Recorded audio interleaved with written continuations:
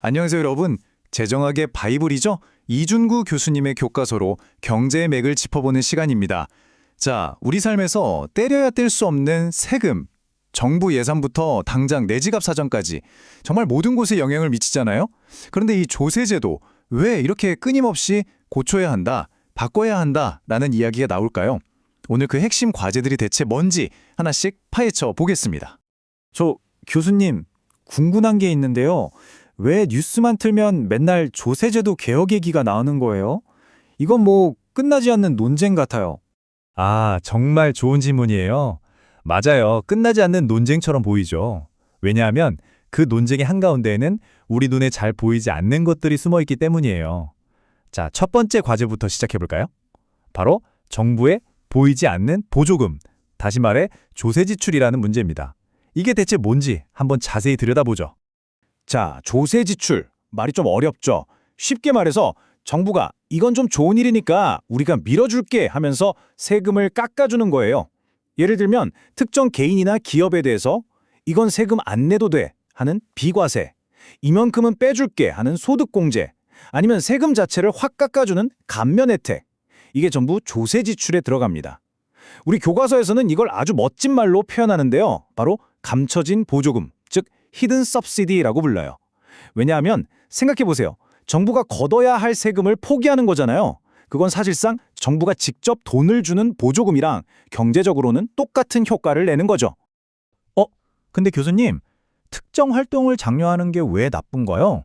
예를 들어서 기업들한테 투자나 R&D 많이 하라고 세금을 깎아주는 건 좋은 일 아닌가요? 이게 왜 문제가 되는지 잘 모르겠어요.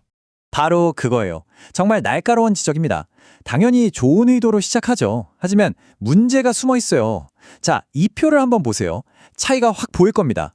예를 들어 정부가 A라는 전기차 회사에 100억 원을 직접 지원한다고 해볼게요. 이건 직접 보조금이라서 국회에서 예산 심사를 아주 꼼꼼하게 거쳐요. 투명하죠. 그런데 전기차를 사는 소비자한테 세금을 100만 원씩 깎아준다고 해봅시다. 이게 바로 조세 지출이에요. 겉으로 보기엔 그냥 세금을 좀 덜 걷는 것 같지만 경제적인 효과는 보조금이랑 똑같거든요. 그런데 결정적인 차이가 뭐냐? 이건 예산 심사에서 잘 보이지도 않고 한번 만들어지면 이게 진짜 효과가 있는지 없는지 제대로 된 평가도 없이 그냥 계속 유지되는 경우가 허다해요. 바로 이 투명성 부족이 가장 큰 문제입니다. 맞습니다. 그래서 이 숨겨진 보조금이 여러 가지 골치 아픈 문제를 만들어내는 거예요. 첫째, 엉뚱한 곳에 자원이 쏠리는, 즉 자원의 비효율적 배분 문제가 생기고요. 둘째, 이게 정말 중요한데 바로 형평성 문제입니다. 예를 들어 볼게요. 우리 모두 쓰는 신용카드 소득공제 있잖아요. 이거 연봉이 높아서 높은 세율을 내는 사람일수록 돌려받는 세금 혜택이 훨씬 더 커져요. 이상하죠? 이게 바로 역진적 보조금, 그러니까 소득이 높을수록 오히려 혜택이 더 커지는 거꾸로 된 보조금이 되는 겁니다. 마지막으로 당연히 조세제도의 투명성을 해치고 나라 살림을 합리적으로 관리하는 걸 아주 어렵게 만들죠. 자, 지금까지는 정부의 보이지 않는 지출에 대해 이야기했죠? 그럼 이번에는 우리 지갑에서 소리 없이 돈이 새어나가는 세금 문제로 넘어가 보겠습니다. 바로 인플레이션, 즉 물가 상승이 어떻게 우리의 세금 부담을 몰래 늘리는지에 대한 이야기입니다. 아, 교수님, 그거 진짜 궁금했어요. 요즘 물가가 너무 많이 오르잖아요. 그래서 월급이 좀 올라도 막상 장 보러 가면 살 수 있는 건 똑같은 것 같은데 혹시 이러면 세금은 더 많이 내게 되는 건가요? 실질 소득은 그대로인데도요? 네, 정확하게 짚었어요. 바로 그 현상을 설명하는 아주 기가 막힌 경제 용어가 있습니다. 바로 세율 구간 상승, 영어로는 브래킷 크립이라고 부릅니다.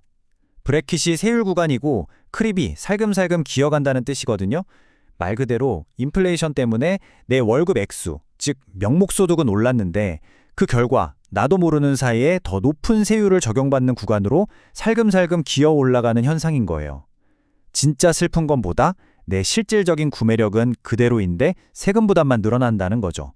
이 과정을 단계별로 한번 볼까요? 아주 간단해요. 자, 1단계, 물가가 오릅니다. 2단계, 회사에서 물가 오른 만큼 월급을 올려줍니다. 여기까지는 좋죠? 3단계, 그런데 바로 그 오른 월급 때문에 내가 더 높은 소득세율 구간으로 점프하게 됩니다. 그럼 마지막 4단계는 당연히 소득에서 세금이 차지하는 비율이 더 커지고 결국 내가 실제로 쓸 수 있는 돈, 즉 실제 구매력은 오히려 줄어들게 되는 거죠.